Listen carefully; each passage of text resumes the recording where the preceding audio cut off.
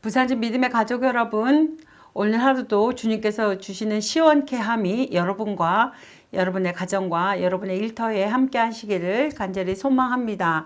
오늘 함께 나누실 하나님의 말씀은 예레미야 49장 7절부터 22절의 말씀입니다. 에돔에 대한 말씀이라. 만군의 여호와께서 이와 같이 말씀하시되 대만에 다시는 지혜가 없게 되었느냐? 명철한 자에게 책량이 끊어졌느냐? 그들의 지혜가 없어졌느냐? 드단 주민아, 돌이켜 도망할지어다. 깊은 곳에 숨을지어다. 내가 에서의 재단을 그에게 닥치게 하여 그를 벌할 때가 이르게 하리로다. 포도를 거두는 자들이 내게 이르면 약간의 열매도 남기지 아니하겠고, 밤에 도둑이 오면 그 욕심이 차기까지 멸하느니라. 그러나 내가 에서의 옷을 벗겨 그 숨은 곳이 드러나게 하였나니 그가 그 몸을 숨길 수 없을 것이라. 그 자손과 형제와 이웃이 멸망하였은즉 그가 없어졌느니라. 내 고아들을 버려도 내가 그들을 살리리니 내 과부들은 나를 의지할 것이니라. 여호와께서 이와 같이 말씀하시니라. 보라, 술잔을 마시는 습관이 없는 자도 반드시 마시겠거든 내가 형벌을 온전히 면하겠느냐? 면하지 못하리니 너는 반드시 마시리라. 여호와의 말씀이니라. 내가 나를 두고 맹세하노니 보스라가 놀램과 치욕거리와 황폐함과 저주거리가 될 것이요 그 모든 성읍이 영원히 황폐하리라 하시니라. 내가 여호와께서로부터 오는 소식을 들었노라. 사절을 여러 나라 가운데 보내어 이르시되 너희는 모여와서 그를 치며 일어나서 싸우라. 보라, 내가 너를 여러 나라 가운데에서 작아지게 하였고 사람들 가운데에서 멸시를 받게 하였느니라.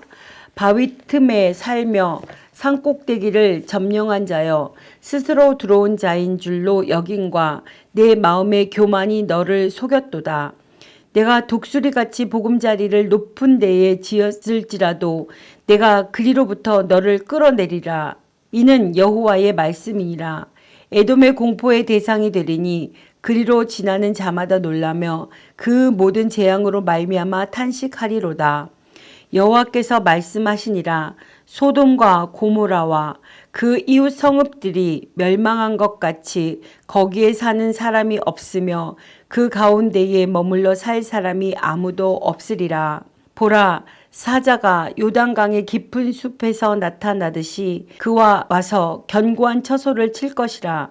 내가 즉시 그들을 거기에서 쫓아내고 택한 자를 내가 그 위에 세우리니 나와 같은 자 누구며 나와 더불어 다툴 자 누구며 내 앞에 설 목자가 누구냐. 그런즉 에돔에 대한 여호와의 의도와 대만 주민에 대하여 결심하신 여호와의 계획을 들으라. 양떼의 어린 것들을 그들이 반드시 끌고 다니며 괴롭히고 그 처소로 황폐하게 하지 않으랴. 그들이 넘어지는 소리에 땅이 진동하며 그가 부르짖는 소리는 홍해에 들리리라. 보라, 원수가 독수리같이 날아와서 그의 날개를 보스라 위에 펴는 그 날에 에돔 용사의 마음이 진동하는 여인같이 되리라 하시니라. 아멘. 선민 유다와 집 간접적으로 관계를 맺고 있는 열방을 향한 예언 모음이 계속되고 있는데요. 오늘 본문은 에돔에 관한 심판 예언입니다.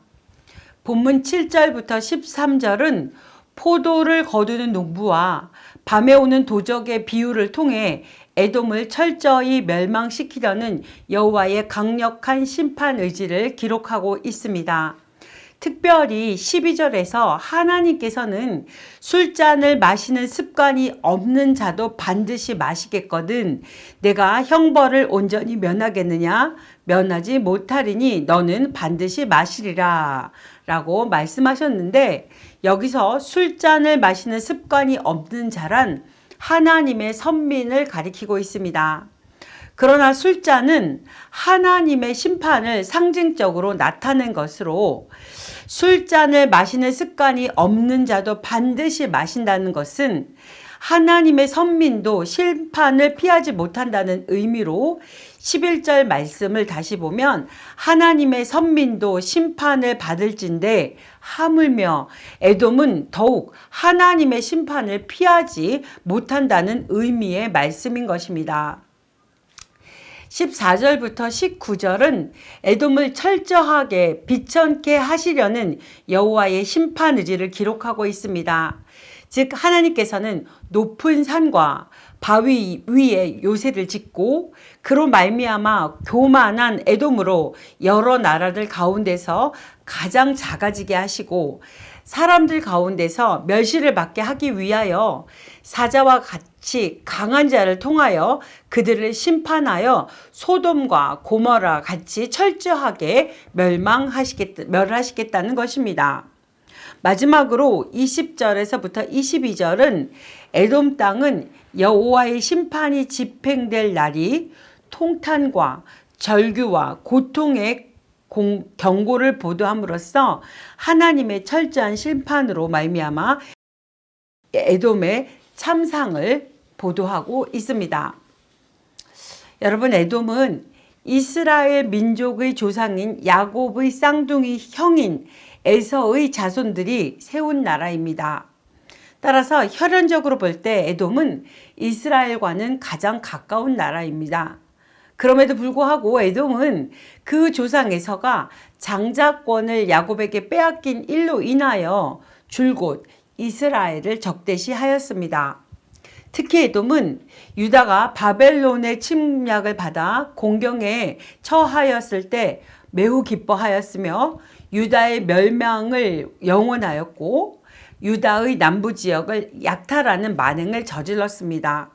바로 이러한 이유로 하나님께서는 에돔을 철저히 심판하여 낮아지며 멸시를 당하게 하실 것임을 강력하게 천명하신 것입니다.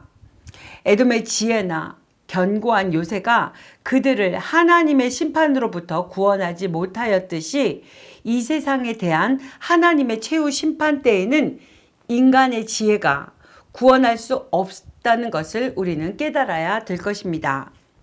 7절을 보게 되면요. 대만에 다시는 지혜가 없게 되었느냐, 명철한 자에게 책량이 끊어졌느냐, 그들의 지혜가 없어졌느냐고 묻고 있습니다. 대만은 에돔의 수도였던 페트라로부터 남쪽으로 약 8km 정도 떨어진 위치한 성읍으로 여기서는 에돔을 의미하는 말로 사용되고 있습니다. 이러한 대만은 고난당하는 욥을 위로하기 위하여 방문하였던 세 친구 중의 하나였던 엘리바스의 고향으로 지혜자의 성읍으로 유명한 곳입니다. 그런데 본절은 이렇게 대만이 어쩌다가 지혜가 없게 되었느냐고 3번씩이나 반복하여 묻고 있습니다. 이것은 무엇을 의미하는 것일까요? 이는 대만이 지혜자의 성읍임에도 불구하고 하나님의 심판을 피하지 못하고 멸망할 것임을 의문문의 형식으로 말하고 있는 것입니다. 대만 사람들은 분명 자기들의 지혜로 모든 위기를 극복할 수 있을 것이라고 생각하였을 것입니다. 그것이 비록 하나님의 심판이라 할지라도 말입니다. 그러나 대만은 하나님의 심판의 도구로 사용될 바벨론의 침공으로 인해 파멸을 피하지 못하였습니다. 이러한 대만의 실패는 결국 세상 지혜로는 하나님의 심판을 피할 수 없다는 것을 보여주고 있습니다. 사랑하는 믿음의 식구 여러분, 지혜함은 떠오르는 인물이 하나 있지요. 곧 지혜의 왕이라 일컫는 솔로몬입니다. 그의 지혜는 당시 세계에 널리 퍼졌고 심지어 스바의 여왕의 경우는 수천 킬로미터에 달하는 먼 길을 마다하지 않고 솔로몬의 지혜를 듣기 위해서 왔을 정도였습니다. 그러나 솔로몬의 지혜 역시도 완전한 것이 될 수 없었습니다. 이는 그가 지혜로 치세하는 동안 나라를 반석 위에 올려놓은 듯 하였지만 그의 지혜는 부패하여 우상 숭배의 길로 나아갔으며 그의 사후 나라는 분열되어 쇠퇴의 길을 걸었다는 사실을 통해 확인할 수 있습니다. 그는 나라를 강하게 하는 방법 중 하나로 열방 나라들과 정략 결혼을 추진하였습니다. 그에게 그것은 나라의 평안과 번영을 위하여 참으로 탁월한 선택으로 보였을 것입니다. 하지만 도리어 올무가 되었고 하나님의 심판의 빌미를 제공하고 말았습니다. 이렇게 세상의 지혜, 사람의 지혜는 약점과 결함이 내포되어 있는 것임을 우리는 다시 한번 기억해야 합니다.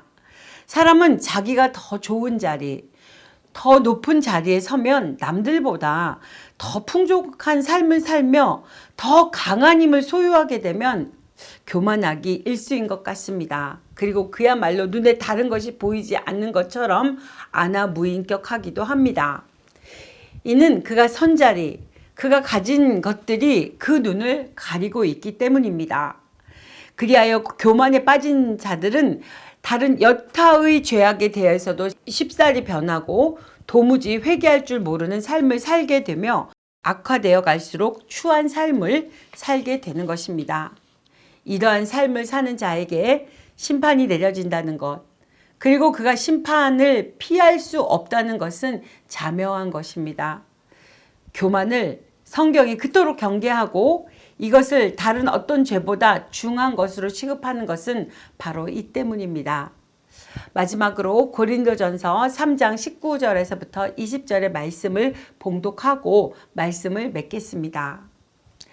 이 세상 지혜는 하나님께 어리석은 것이니 기록된 바 하나님은 지혜 있는 자들로 하여금 자기 꾀에 빠지게 하시는 이라 하였고 또 주께서 지혜 있는 자들의 생각을 헛것으로 아신다 하셨느니라. 아멘. 기도하시겠습니다. 교만은 패망의 선봉이요 거만한 마음은 넘어짐의 앞잡이라고 하신 말씀을 이 새벽 다시 한번 기억합니다. 하나님만을 인정하는 지혜를 배우게 하시고 교만의 자리에 앉지 않도록 하나님 긍휼을 베풀어 주시옵소서. 주님의 겸손을 늘 마음에 새기기 원합니다. 여호와를 경외하는 것이 지식의 근본임을 다시 한번 깨닫기 원합니다. 미련한 자가 되지 않도록 지혜와 주님의 훈계를 알게 하여 주시옵소서. 예수 그리스도의 이름으로 기도드립니다. 아멘.